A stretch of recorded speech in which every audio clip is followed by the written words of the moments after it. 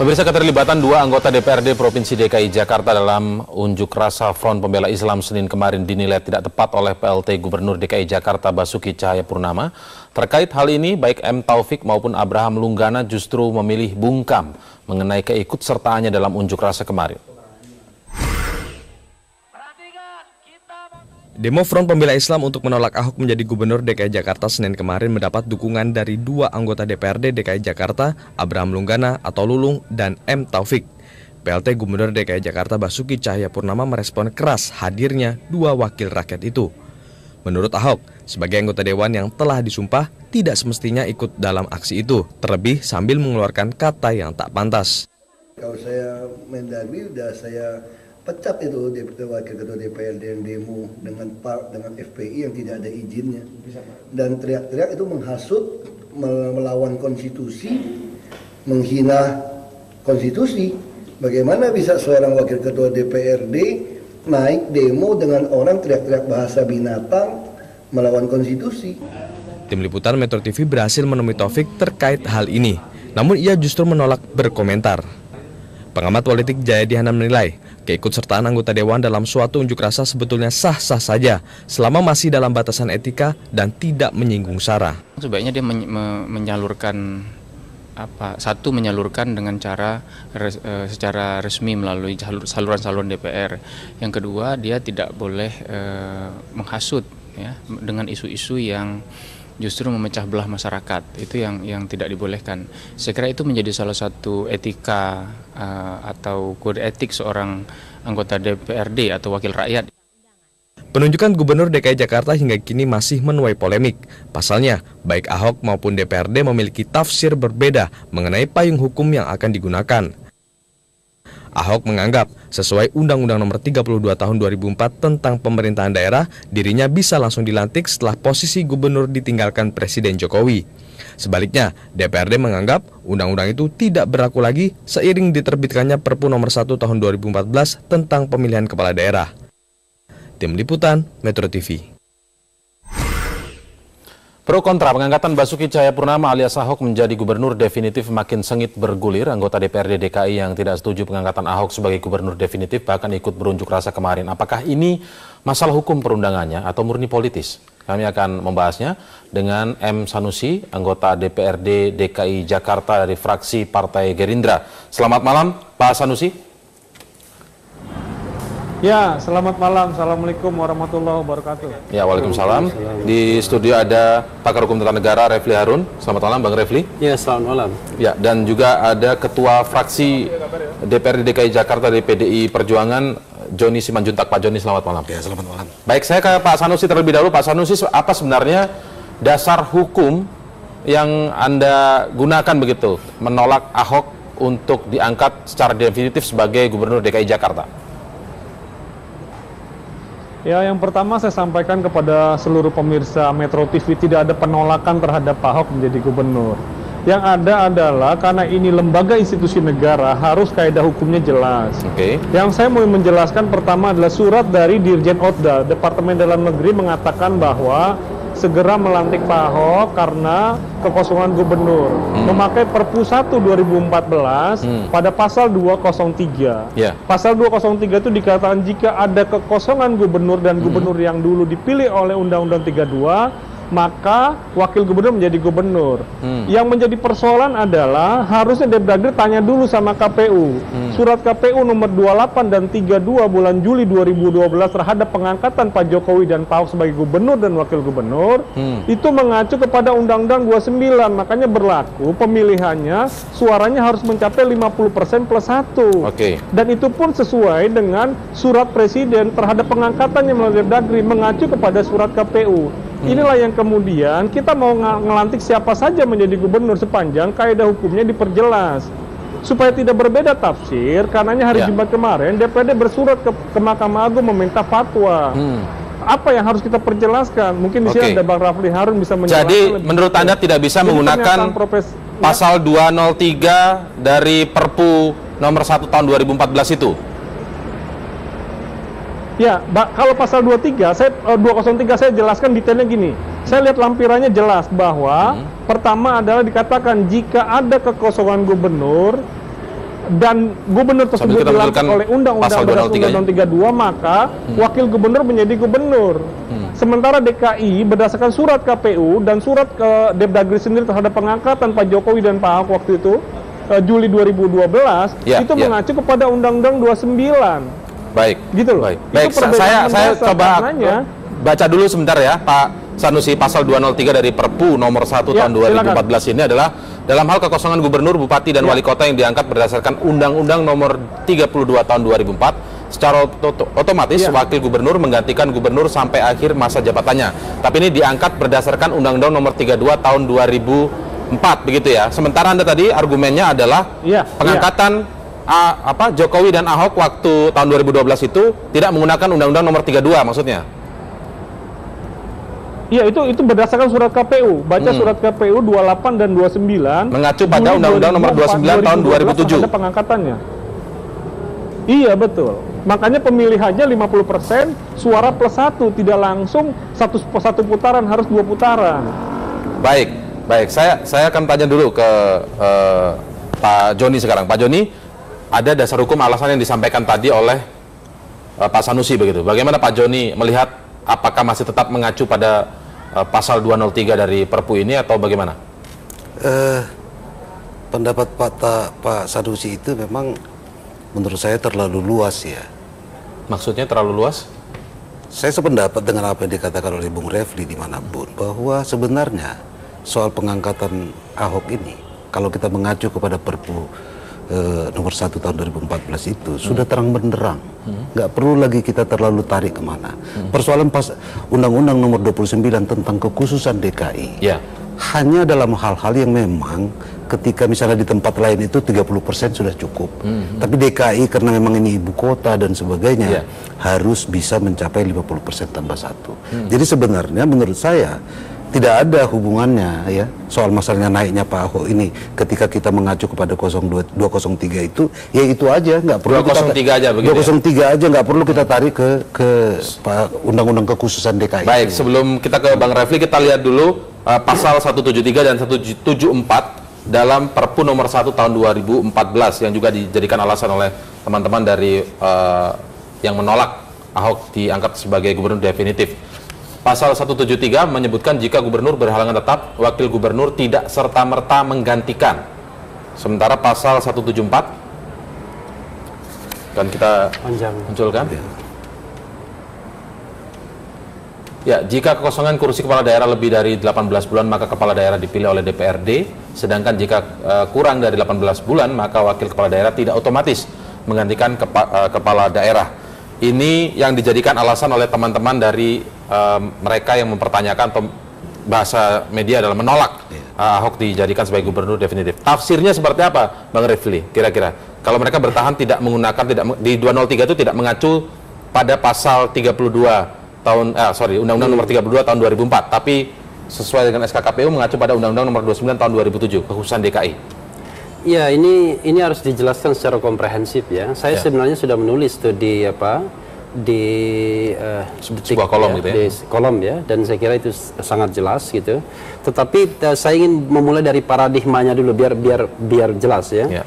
Ini ada dua rezim pemilihan kepala daerah yang diatur di dalam Undang-Undang 32 2004 dan Undang-Undang Perpu ini 1 2014. Undang-Undang 32 2004 ini pemilihannya satu paket yaitu gubernur, wakil gubernur, bupati, wakil gubernur dan seterusnya. Lalu sementara yang Perpu ini tidak satu paket, yang dipilih cuma kepala daerah saja. Sementara wakil kepala daerahnya kemudian itu tinggal ditunjuk saja, diusulkan lalu kemudian bahkan diangkat oleh kepala daerahnya sendiri, dilantik. Nah, karena itulah kemudian di dalam Perpu ini mengatakan kalau seandainya kepala daerahnya berhalangan, wakil kepala daerah tidak otomatis menggantikan. Kenapa begitu? Karena wakil kepala daerah itu tidak dipilih. Tidak dipilih begitu kalau dia tapi ditunjuk ya. Kalau dia menggantikan maka akan bertentangan dengan pasal konstitusi pasal 18 bahwa yang namanya kepala daerah itu harus dipilih secara demokratis. Baik melalui DPRD maupun pemilihan langsung kan begitu. Nah, karena itulah kemudian tidak otomatis menggantikan. Tetapi antara terbitnya Perpu dan kemudian Undang 32 ini ada kepala-kepala daerah yang sudah dipilih dengan satu paket di seluruh Indonesia. Nah, kepala-kepala daerah yang dipilih satu paket seluruh Indonesia itulah yang kemudian masuk dalam keranjang pasal peralihan, yaitu 203. Oke. Nah, mereka yang kemudian diangkat melalui Undang-Undang 32 2004, maka kemudian kalau kepala daerahnya berhalangan tetap, maka wakil menggantikan. Otomatis. Iya, why wakil menggantikan? Karena dia juga dipilih. Dia dipilih juga karena paket tadi dalam itu ya. satu paket. Nah, tetapi memang kemudian ada sedikit clue bagi DPRD DKI kemudian untuk mempermasalahkan yang menurut saya tidak perlu dipersoalkan, yaitu dalam pelaksanaan pilkada di DKI ini ada dua undang-undang yang diacu, yaitu Undang-Undang Kekhususan, Undang-Undang Nomor 29 Tahun 2007, lalu Undang-Undang 32 2004. Sesungguhnya pasal Undang-Undang 29 2007 itu hanya mengatur dua hal saja, pasal 10 dan 11, yaitu pemilihan itu langsung. Nah, jadi kalau nanti pemilihannya tidak langsung, DKI tetap langsung. Lalu kedua adalah untuk menang di putaran pertama harus 50% plus 1. Kalau kalau daerah lain 30% plus 1. Tidak bicara soal paket atau tidak paketnya. Tidak. Nah, sementara undang-undang biasa mengatakan kalau tidak diatur secara khusus, kan begitu. Maka kemudian undang-undang yang lain akan berlaku. Nah, termasuk juga Undang-Undang 32 dalam hal penyelenggaraan. Baik, ada paradigma seperti itu, lalu ada juga saya lanjutkan. Nah, tapi dalam hal pengangkatan, kan kita bicara pengangkatan 2003. Pengangkatan itu semata-mata diatur di Undang-Undang 32 2004. Karena Undang-Undang 29 2007 itu sama sekali tidak mengatur mengenai pengangkatan. Jadi tidak bisa kalau digunakan acuannya Undang-Undang 29 tahun 2007 seperti yang disebutkan Pak Sanusi, karena tetap kembali ke 32 yang artinya pasal 203 berlaku gitu ya. Kalaupun misalnya pertama memang tidak bisa, kedua kalaupun misalnya dianggap benar bahwa itu mengacu pada Undang-Undang 29 2007, maka berdasarkan paradigma yang saya sebutkan tadi, maka sesungguhnya sama haknya. Jadi wakil kepala daerah ini juga bisa menggantikan karena dipilih dalam satu paket. Kita akan minta tanggapan nanti ke Pak Sanusi, artinya 29 tidak bisa dijadikan acuan dalam konteks ini begitu Pak Sanusi. Nanti kita akan kembali membahasnya, tetaplah bersama kami pemirsa di Prime Time News.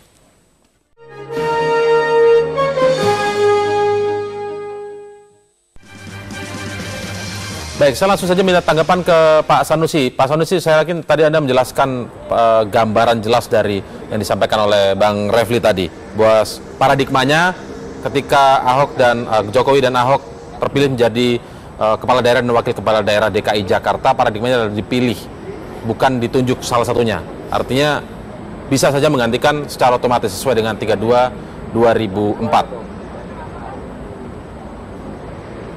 Ya, yang pertama saya sampaikan begini, pemilihannya lewat 29, katanya pengangkatannya dengan 32. Dewan itu adalah institusi resmi, karenanya menurut saya yang paling utama penyampaian Bang Rafli mungkin benar, mungkin jadi tidak. Banyak profesor yang mengatakan berbeda misalnya terhadap tata negara, karenanya hargailah keputusan DPRD yang ditantang oleh Ketua DPRD berdasarkan Rapim bersurat kepada Mahkamah Agung untuk minta legal opinion. Siapa sih yang benar sebenarnya? Karena saya nggak bisa pegang DPRD, nggak bisa pegang pendapat perorangan. Karena jelas bahwa surat KPU yang nomor 28 dan 32 terhadap pengangkatan Pak Jokowi dan Pak Ahok itu mengatakan menimbang Pak Undang-Undang nomor 29. Karenanya menurut kami ini bukan persoalan menjegal atau menolak, bukan. Sama seperti halnya ada isu terhadap Pak Jokowi mau mundur ditolak. Karena dia udah disetujui oleh presiden menjadi capres, sehingga tidak boleh tolak, nggak ada yang nolak tuh. Ini juga sama, kalau kemudian fatwanya besok keluar dan Pak Ahok dikatakan boleh, kita lantik besok. Jadi nggak usah tergesa-gesa. Baik, jadi tentu kita akan menunggu yang permintaan fatwa dari fatwa kepada MA begitu ya. Tapi sambil tentu saja kita akan membahas, menjelaskan kepada publik sebenarnya apa yang terjadi, payung hukum apa yang sedang diperdebatkan ini. Nah, kalau kembali ke soal Undang-Undang Nomor 29 Tahun 2007 tadi Bang Refli menyebutkan di situ tidak ada pasal yang mengatur, hanya dua ya, hanya dua, soal pemilihan langsung dan soal 50% plus 1 begitu. Jadi tidak ada soal paket pemilihannya dan pengangkatannya. Sehingga kembali ke 32. Iya betul. Tadi kan saya sampaikan. Halo. Ya silakan Bang Sanusi. Ya, jadi kan tadi ada dua undang-undang dipakai. Kita tahu Jakarta pemilihannya lewat 50% plus 1. Kemudian Bang Rafli bilang undang-undang terhadap paket dan pengangkatan tidak ada di 29, paket 32. Ya. Berarti ada 2 undang-undang yang dipakai. Karenanya kalau kegambangan DPD secara institusi dihargai. Makanya kita bersurat. Ingat ya, ketua DPRD-nya adalah PDIP, bukan dari teman-teman yang lain. Sehingga dengan bersurat itu menyatakan bahwa DPD gamang terhadap ini. Karenanya perlu tunggu sabar-sabar saja. Pak Ahok juga bilang dalam beberapa media dia jadi PLT kewenangannya sama. Gajinya beda sedikit, jadi santai-santai dulu aja, nggak usah terburu-buru. Kita lihat pendapat mana yang benar lewat fatwa Mahkamah Agung, karena persepsi pandangan dari beberapa pakar hukum tata negara itu berbeda-beda. DPD harus punya pegangan. Jangan sampai nanti kemudian setelah dilantik kita bereaksi, mempetun kah, segala macam, kan menjadi persoalan. Tidak baik buat masyarakat Jakarta. Karenanya polemik ini menurut saya Ada kegambangan begitu ya? saja fatwa setelah DPD bersurat gitu loh. Jadi yang gamang ini apakah hanya sebagian anggota DPRD atau seluruh anggota DPRD? Saya tanya ke Pak Joni sekarang, memang gamang atau sudah pasti sebenarnya Pak? Enggak, Joni, saya sampaikan lagi kepada Mas bahwa Ya. DPRD setelah bersurat ke Mahkamah Agung itu berdasarkan kop institusi DPRD. Jadi tidak bisa seluruhnya. diparsial. Tidak Itu parsial, melegitimasikan sebuah institusi, bukan lagi parsial ya. Ya, baik. Pak Joni, bagaimana Pak Joni melihatnya seperti itu? Pernyataan Bung Sanusi tadi bahwa DPRD gamang, ya mungkin Pak Sanusi dengan teman-teman ya, kita tidak pernah merasa seperti itu. Jadi bagi kita bahwa rapat paripurna untuk mengumumkan bahwa Pak Ahok supaya sudah diangkat menjadi gubernur, kemudian nanti pimpinan DPRD bersurat kepada Presiden melalui Kementerian Dalam Negeri supaya dilantik. Saya pikir itu sudah suatu hal yang keharusan. Kalau kita mengacu Tapi kepada kopnya berdasarkan DPRD secara institusi, bukan parsial tadi menurut Pak Sanusi. saya termasuk pimpinan fraksi yang nggak mau menandatangani itu. Oh, tidak menandatangani ya? Saya sebagai Yang ketua permintaan fraksi fatwa KMA itu? tidak mau saya. Karena saya pikir apa gunanya itu? Kita sampaikan kepada Mahkamah Agung, undang-undang sudah terang benderang. Berarti parsial dong ini Pak Sanusi. Kementerian ada yang tidak tanda tangan? Kementerian Dalam Negeri yang notabene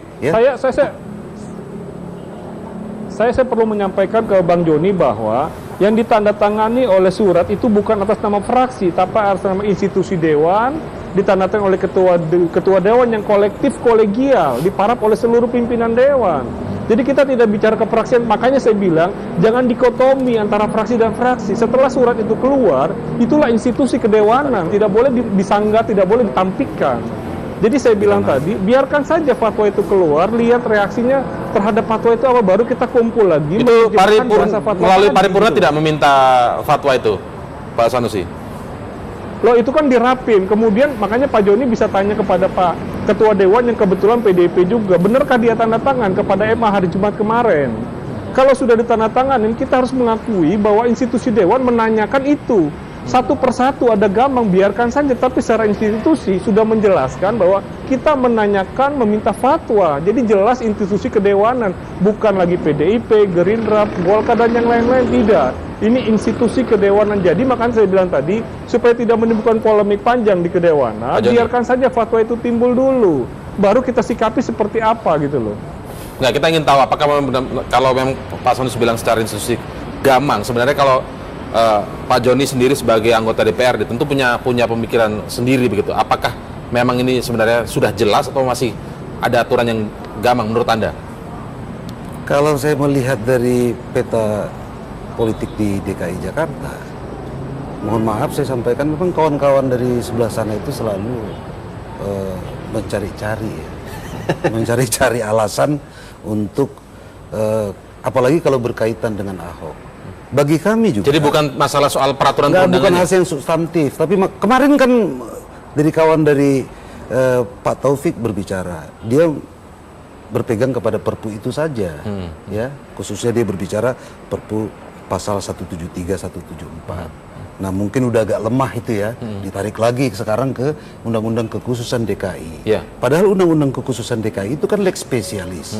Lex specialis itu berlaku jika memang diatur secara pas gitu loh. Tidak ada dikatakan di Undang-Undang nomor 29 itu bahwa wakil gubernur yang terpilih tidak otomatis menjadi gubernur.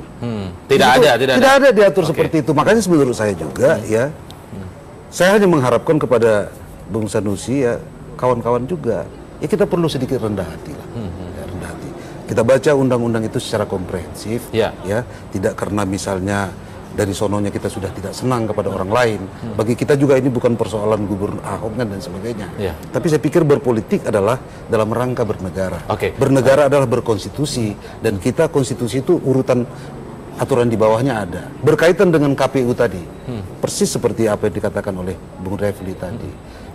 Surat KPU itu kan kalau berdasarkan hierarki peraturan perundang-undan kan di bawah undang-undang. Di bawah undang-undang. Baik, ada apa-apanya surat KPU dibandingkan undang-undang.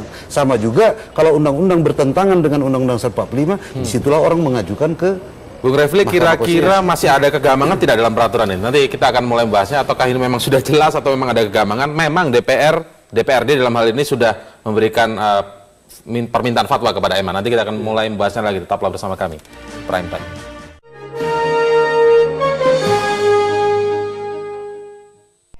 Kalau agamanya berbeda juga nggak masalah. Yang penting dia bisa bawa Jakarta lebih baik ke depannya, Jakarta lebih maju dari sebelumnya. Terus yang penting adil, jadi nggak memihak. Saya sih nggak masalah dia di agama yang minoritas, bukan yang termasuk yang mayoritas, itu nggak masalah. Karena dari satu pemimpin itu yang dilihat kan kualitas dia sendiri, bukan masalah agama gitu. Permasalahan beda agama di sini kan kita Indonesia negara demokrasi. Jadi ya agama bukanlah masalah yang paling utama. Yang paling utama adalah pemimpin yang bisa bertanggung jawab, yang bisa mengemban amanah rakyatnya. Jadi kalau misalnya masalah agama itu sebenarnya tidak masalah utama banget menurut saya. Baik, sekarang saya minta pandangan dari Bang Refli. Bang Refli, bagaimana Anda melihat bahwa memang sekarang ini DPRD lagi meminta fatwa ke MA begitu? Apakah memang Anda melihat ada kegamangan ini, atau dari sisi lain surat permintaan fatwa dari DPRD ini sah atau bagaimana sih sebenarnya Anda melihat? Ya, pertama tadi kan dikatakan bahwa ahli hukum tata negara atau orang yang mengamati hukum tata negara berbeda-beda ya. Tetapi sepanjang yang saya tahu atau sependek yang saya tahu itu kalau soal Ahok ini tidak ada perbedaan begitu ya. Tidak ada ya? Tidak ada perbedaan. Saya belum menemukan perbedaan yang mengatakan ahli hukum tata negara yang mengatakan bahwa Ahok tidak berhak menggantikan Jokowi, itu belum ada. Kalau soal kartu, sama sekali belum ada. Belum ada. Biasanya ada perbedaan pandangan. Iya, kan? Kalau kartu sakti Jokowi memang ada perbedaannya. Ada yang mengatakan ini legal dan tidak legal dan lain sebagainya. Nah, itu yang pertama. Yang kedua, meminta fatwa ke Mahkamah Agung itu agak problematik. Kenapa problematik? Pertama, kalaupun misalnya fatwa itu keluar, fatwa itu bukan sesuatu yang mengikat. Itu kan pendapat, opini saja. Yang kemudian terpulang kepada mereka yang mengajukan fatwa itu untuk menindaklanjuti, untuk kemudian mengikutinya atau tidak. Jadi itu bukan putusan. Kalau putusan itu mengikat, tapi kalau fatwa kan tidak. Nah, yang ketiga adalah ini disampaikan oleh pimpinan. Nah, yang sepanjang yang saya tahu pula, sebenarnya kan memang pimpinan itu berhak mewakili institusi DPRD di pengadilan, di pengadilan. Tetapi biasanya berdasarkan mandat dari paripurna. Karena kekuasaan tertinggi itu kan di anggota. Jadi bukan di pimpinan saja. Karena walaupun pimpinan kolektif, kolegial. Karena pimpinan itu ya kita sih menyebutnya ketua sih. Pada orang lain kan speaker, ya kan? Speaker of the House of Representative misalnya. Juru bicara artinya dia sebenarnya membicarakan apa-apa yang sudah diputuskan oleh Dewan, sesungguhnya kan begitu, atau mewakili melakukan tindakan apa-apa yang sudah diputuskan oleh Dewan. Nah, tetapi ini kan menariknya cuma pimpinan yang 5 orang itu saja. Padahal kalau kita bicara tentang dunia kedewanan, tidak bisa 5 orang itu kemudian dianggap mewakili suara institusi. Suara institusi itu di paripurna. Di paripurna ya. Jadi kalau tidak lewat paripurna sebenarnya menjadi problem sendiri. Menjadi problem. Bagaimana Pak Sanusi? Jadi ada 2 hal yang digarisbawahi tadi oleh Bang Refli sebenarnya. Ya, saya perlu sampaikan ke Bang Rafli bahwa gini, paripurna itu suatu ruang terbesar, tertinggi dalam kita mengambil keputusan. Sementara fatwa itu meminta fatwa bukan dalam ruang paripurna. Itu kita rapim, kemudian setelah rapim disetujui, maka baru kita bersurat. Kalau nanti kita mau melantik atau tidak melantik, atau apapun keputusan yang mau diambil, itu baru dalam ruang paripurna. Ini masih dalam tataran bukan untuk mengambil keputusan. Sekali lagi, makanya saya bilang tadi, reda-reda lah, karena Pak Ahok sendiri bilang santai-santai aja. Jadi nggak usah terburu-buru, biarkan saja secara keinstitusian. Saya tidak bicara saya pribadi Sanusi atau bicara misalnya teman saya Joni yang gamang atau tidak gamang, tetapi secara institusi surat dewan sudah keluar yang ditandatangani oleh ketua, yang kemudian pasti kolektif kolegial diparaf oleh pimpinan lain berdasarkan rapim. Hargai keputusan itu, tunggu saja fatwanya. Kenapa harus terburu-buru? Nanti jangan sampai jadi polemik Kalau hukum. sifatnya fatwa itu Biarkan kemudian tidak saja mengikat, fatwa keluar. lalu kenapa? Oh iya, jadi gini, saya mau sampaikan fatwa itu kan tidak mengikat. Karenanya Dewan punya institusi, biar nanti setelah dapat Dewan mengkaji ulang. Apa keputusannya, baru kalau memang harus kita ambil keputusan iya dalam ruang paripurna, berdasarkan fatwa kita ambil iya untuk melantik. Kalau enggak ya mekanisme lain, tetapi maksud saya hargailah kebijakan politik yang sudah diambil oleh Dewan. Jadi tunggu dulu sebentar, sesaat, sabar-sabar. Oke, saya tangkap garis bawahnya, Kan nggak ada kenapa harus persoalan terburu-buru apa-apa begitu ya? Kenapa harus terburu-buru? Saya akan tanyakan dulu ke Pak Joni, kenapa kira-kira harus Tapi terburu-buru? boleh nggak nambahin ya? Ya. Ya sebenarnya memang begini, ini kan membawa ranah ini ke ranah peradilan, ya. Karena itu menurut saya memang harus diberikan mandat langsung oleh anggota sebagai institusi tertinggi. Jadi paripurna itu bisa mengambil apa saja. Salah satunya adalah mengambil langkah hukum, dalam tanda kutip langkah hukumnya itu meminta fatwa, kan begitu. Karena itu tidak bisa kemudian rapim saja. Iya, menurut saya begitu, rapim saja. Yang kedua, sabar gitu ya. Oke lah sabar. Kalau misalnya kemudian fatwanya mengatakan bahwa katakanlah yang benar adalah apa yang dikatakan Pak Sanusi, sementara fatwa itu tidak mengikat, maka yang akan terjadi adalah debat tidak karu-karuan juga. Debat lagi, kembali lagi begitu ya. Lalu kemudian akhirnya ya sudah, barangkali ini akhirnya diambil alih oleh Kementerian Dalam Negeri, Mendagri, kemudian menurut undang-undang ini kan bisa langsung melantik seperti itu. Jadi menurut saya fatwa baik diterima maupun kemudian ditolak, bukan ditolak ya, pendapat A dan pendapat B itu tidak menyelesaikan persoalan. Nah, karena itu menurut saya memang ya kita kembali saja pada buku. Intinya nanti debat lagi kalau memang akhirnya yang dimintakan fatwa. Satu lagi catatan, dikatakan tadi kita tunggu. Sebenarnya kan ada garis yang agak ngeri-ngeri sedap mungkin ya bahasanya, yaitu ketika kemudian nanti Perpu ini kemudian akan menghadapi ujian DPR, diterima atau ditolak. Oh, gitu. Nah, ini kan ada ketidakpastian hukum lagi sebenarnya. Tapi mudah-mudahan teman-teman tidak ingin memanfaatkan ini untuk buying time, gitu ya. Oke, jadi sehingga terjadi ketidakpastian ada dugaan hukum. buying time ke arah sana kalau Perpu nanti bisa ditolak begitu. Silakan Pak Joni. Jadi seperti persoalan di sini bukan soal terburu-buru atau harus bersabar. Ini kan perintah undang-undang dan sudah jelas. Dan kuncinya di sini di DPRD. Maka saya itu mengatakan nggak perlu lagi kita pergi minta fatwa ke Mahkamah Agung, ya, karena sudah jelas, karena perintah undang-undang, ya DPRD ya harus melaksanakan ini. Nah, ini masih kembali kepada yang soal yang satu gamang, yang satu tidak gamang lagi harus soal melaksanakan aturannya. ini. Makanya apa yang dikatakan oleh Bung Refli tadi, ya patut diduga memang mereka hanya buying time, mengulur-ulur waktu. Pak Sanusi, buying time sebenarnya niatnya? Tanggapan Anda seperti apa Pak Sanusi? Enggak, jadi saya sampaikan lagi sekali lagi gini, bahwa yang tanda tangan itu temannya Pak Joni, ketua DPRD ya orang PDIP. Jadi jangan, makanya saya bilang saya nggak mau bicara dikotomi terhadap partai. Ini institusi sudah keluar, biarkan saja. Saya minta pada partai pemenang, misalnya Pak PDIP kan punya kekuasaan, minta cepat, minta besok fatwanya keluar, selesai. Tapi dari Gerindra termasuk yang ikut gamang tidak dengan aturan ini? Katakanlah tadi ketua juga gamang, karena tanda tangan ya. Kalau yang dari Gerindra, saya mau nyampaikan, ini bukan bicara persoalan Gerindra, ini persoalan institusi sudah mengeluarkan surat. Ya, institusi loh. Sekali lagi institusi DPRD. Mohon dihargai. Memang institusi, tapi kami ingin tahu, Pak. Kami ingin tahu sebenarnya yang gamang ini ada berapa? Karena kalau Pak Joni tadi bilang tidak gamang ini masalahnya. Kita ingin tahu Gerindra gamang tidak dengan aturan ini. Saya udah bilang kalau, maaf ya, Pak. Kalau sudah tidak gamang, kenapa kemudian kalau surat dari DPRD keluar? Ini kan menjadi pertanyaan, pada itu dalam rapim, kemudian disetujuin baru kita keluarkan surat. Jadi sekali lagi mohon maaf kepada Bang Joni atau teman-teman atau pemirsa semua bahwa hargai institusi Dewan yang sudah mengeluarkan de jure surat kepada Mahkamah Agung. Kalau nanti misalnya fatwa kemudian muncul dari MA, hasilnya misalnya salah satu yang benar, misalnya begitu ya, salah satu yang benar, entah itu pakai 203 atau 173, 174. Kemudian karena sifatnya tidak mengikat, bisa terjadi perdebatan lagi. Nah ini apalagi nih kemudian ini? Jadi saya udah bilang tadi, jadi gini, saudara, teman-teman, saya sampaikan bahwa inilah institusi kedewanan, jangan dianggap berlebihan. Orang berbeda pendapat tetapi ujungnya sama, karenanya menurut saya fatwanya belum keluar, Anda sudah prediksi macam-macam, sudah bilang buying time lah, janganlah berpersudon sama banyak orang. Karena kemarin kalau kita lihat konteks yang berunjuk rasa ada anggota DPRD juga yang ikut unjuk rasa menolak saya mau sampaikan Ahok kepada Mas ya. Saya mau sampaikan kepada Mas ya. Pertama ya, saya mau sampaikan, jangan kemudian orang menyampaikan aspirasi malah harusnya yang mendatangi, yang menerima harusnya dikasih apresiasi, bukan malah dituding macam-macam. Ahok pernah bicara di depan buruh, naik ke atas mimbar loh pada saat dia menjadi gubernur.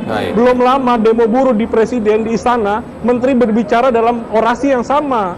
Jadi jangan diasumsikan bahwa itu menjadi negatif. Tolong dipersepsikan yang baik-baik saja gitu loh. Kita akan lihat nanti apa hasil fatwa dari MA. Nanti apakah nanti tidak akan terjadi perdebatan lagi seperti... kita tunggu aja fatwanya ya. Baik, santai-santai aja gitu ya. Baik, santai aja. Bukan, belum tentu buying time begitu ya Pak Sanusi. Terima kasih Pak Sanusi telah bergabung bersama kami. Pak ada Joni. buying time.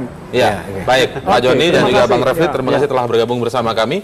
Nanti kita akan lihat apakah nanti akan terjadi perdebatan lagi atau tidak. Semoga ini memang bukan buying time seperti dugaan Bang Refli tadi. Terima kasih telah bergabung bersama kami di Prime Time.